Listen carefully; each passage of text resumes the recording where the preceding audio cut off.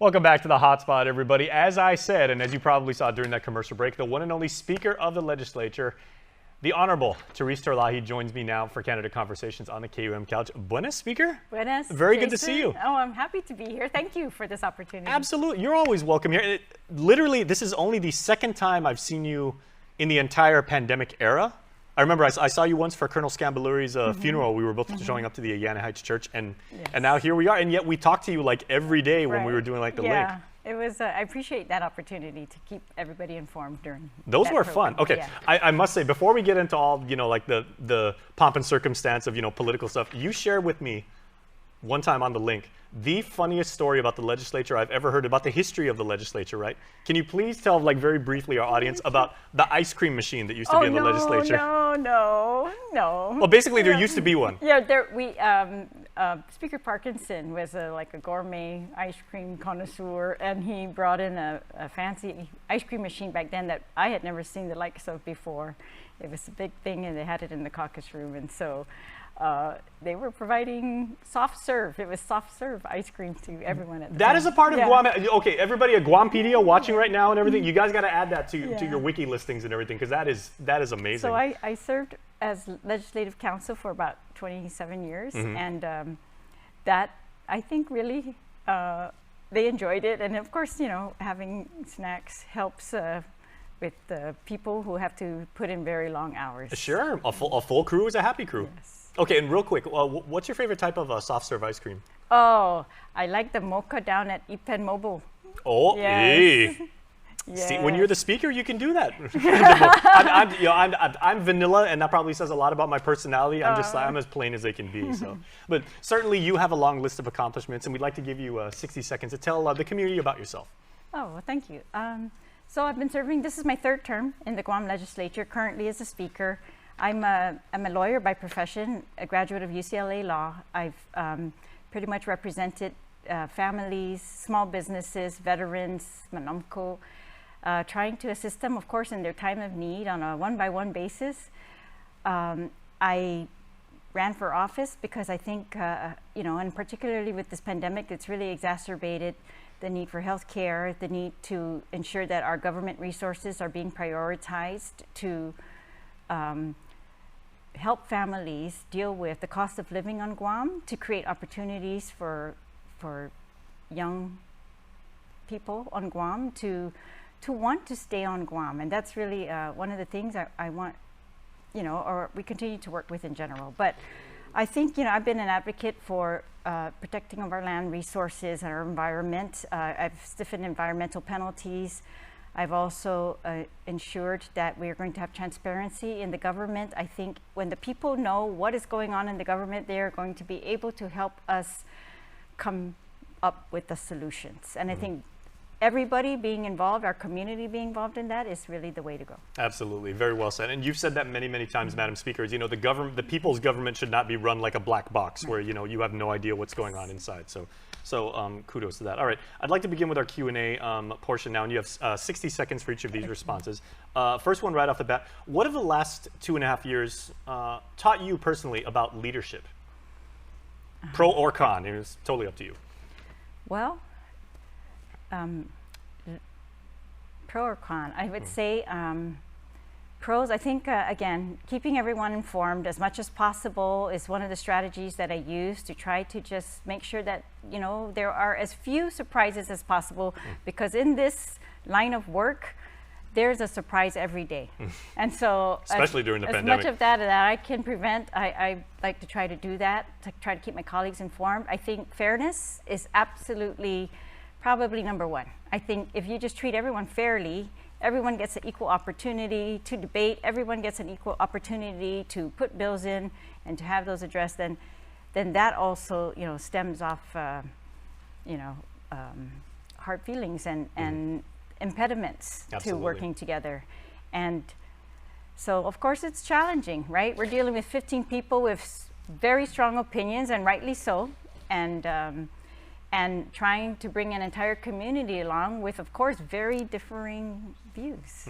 I remember when you got elected in the 2020 election. I don't know if you remember this, but we were reading a comment that came on Facebook while you were on our show, and it said, the one thing I really appreciate about Senator Terlaje is she treats everyone like family. So I think your point about fairness is very well stated. Thank you.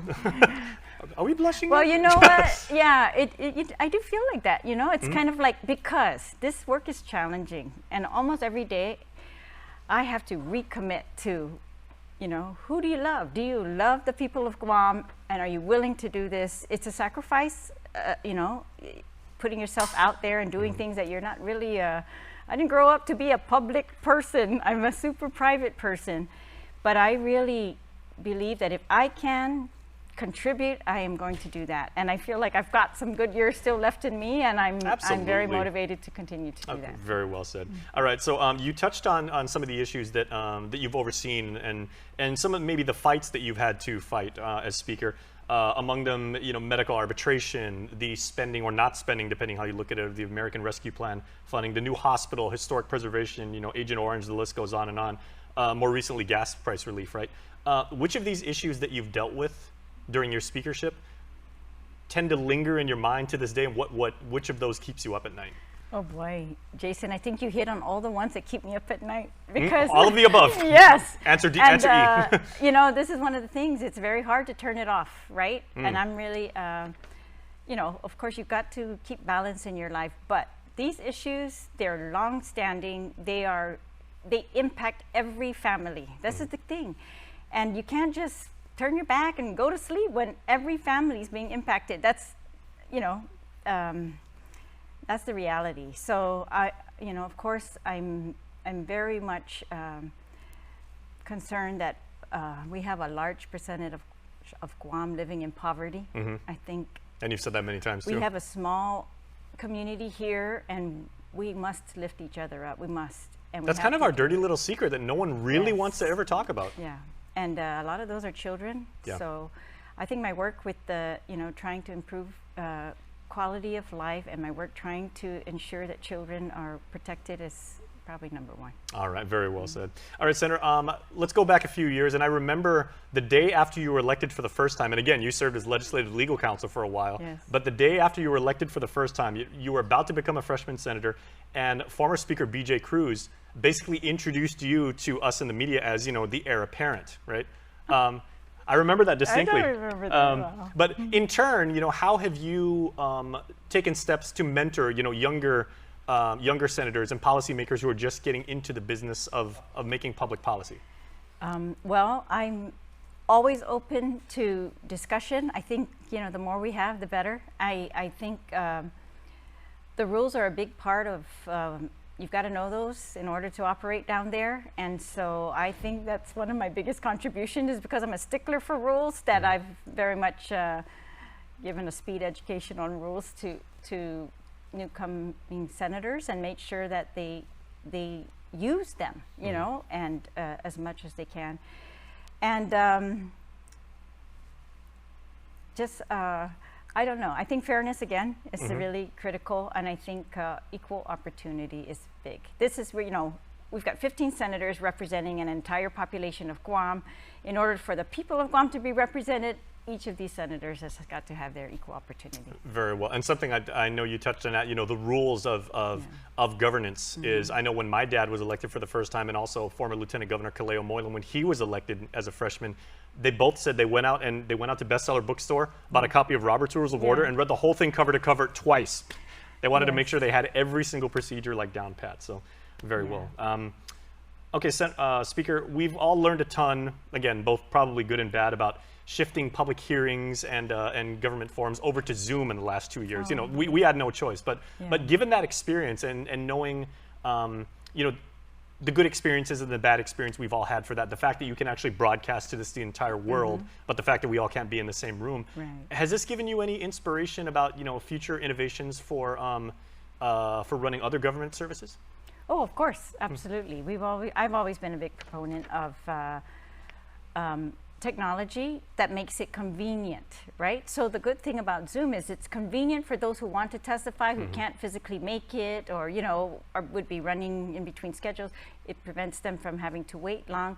But there are times when we want to see their faces, and it's very important that we see each other in a room. It's like juries. You want them in person. You want them to see the witnesses. And I think it's important that our colleagues see as much as possible, in person, the realities, and you see their real faces of the people of Guam.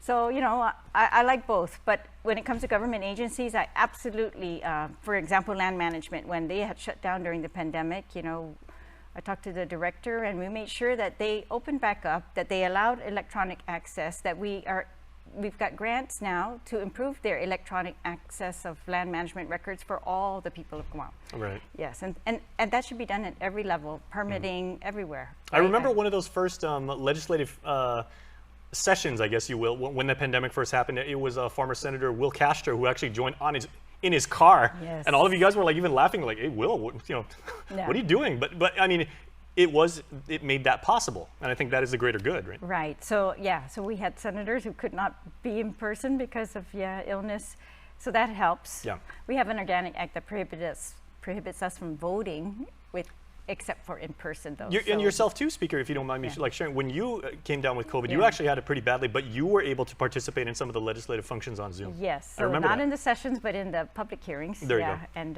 in some interviews, because I was doing well at that time, right? But it's challenging. The second round of COVID has really hit people really hard. Yeah. Okay. Final question, Madam Speaker. We have 7 seats up for grab in the 37th legislature, right? If my math is correct, right? As a centerpiece and leader of the legislative body, what would you say are the optimal qualities of an effective senator on Guam? Like, what are the key characteristics? Number 1, you must dedicate your time to this job. I really think that's important. You cannot have 2 masters. Put the 2 years that you're going to serve into this job. Put everything you've got into it. Give the people of Guam everything that they deserve. Dig deep into the issues. Read everything you can. Become a mini expert on every topic that you're going to vote on, because those are going to impact every household on Guam. And when we're having that kind of an impact, I think we have that kind of responsibility to take matters seriously, to know everything that we can know and learn what we don't know, and bring in experts that we need, and to listen, and I think that's maybe number 2. Listen. You have to listen. You have to be willing to listen, open to listening. I get a lot of criticism, even straight to my face, out in social events, and it used to really throw me off. I'm trying to get used to that, but I actually welcome it. I feel like if this is what I'm going to do, then I love that. I love to be told. It's part of the gig, right? Yes, straight out, exactly what people are thinking, and I think you get some really good ideas that way as well. And okay, before I let you go, Senator, I just had a thought. Has there ever been a female senator, and of course this current legislature is the first time we've had a majority of women serving as senators, which is absolutely fantastic. Actually, last term we had 10. Well, last term, thank you. Has there ever been a sitting senator who has been expecting a child while she was a senator? Because like you said, I mean, it's a job that's very, very taxing. It's a lot of sacrifice required. I can't remember. I can't remember one, but I'm sure they are absolutely capable of doing that. Absolutely. Yes. Never challenge a Guam women, because they're going to get that job done. They will get that. And toughest women on the planet are right here. Having children and being parents are one of the biggest motivating factors that I've seen. And I think that's what we all have in common, or a lot of us have in common down there, is that we're parents. So we want better opportunities for all the children of Guam, because we can see it directly that schools are limited, things are, cost of living is forcing families to leave island. We don't want that, and so I like, that parents are very highly motivated for public service because of that. Very well done. Well, Madam Speaker, that's all the time we have, and that's all the questions I have. So, on behalf of the people of Guam, thank you for your service to the community, and for giving it all you've got, and for listening, and we wish you the very best as you seek re-election once again. Thank you so much, Jason. Thank you for always giving us an opportunity to share what we're thinking and what we're working on, And thank talk you- about ice cream in the old school legislature. Yes, and thank you to the people of Guam. I really appreciate your support, your ideas, your encouragement, and looking forward to your support. And I'm number 2 on the ballot. There you go. Please help. Masi. All right, so the one and only, the Honorable Therese Terlaje, the Speaker of the 36th Guam Legislature. We will be right back with more on the Hotspot when we return.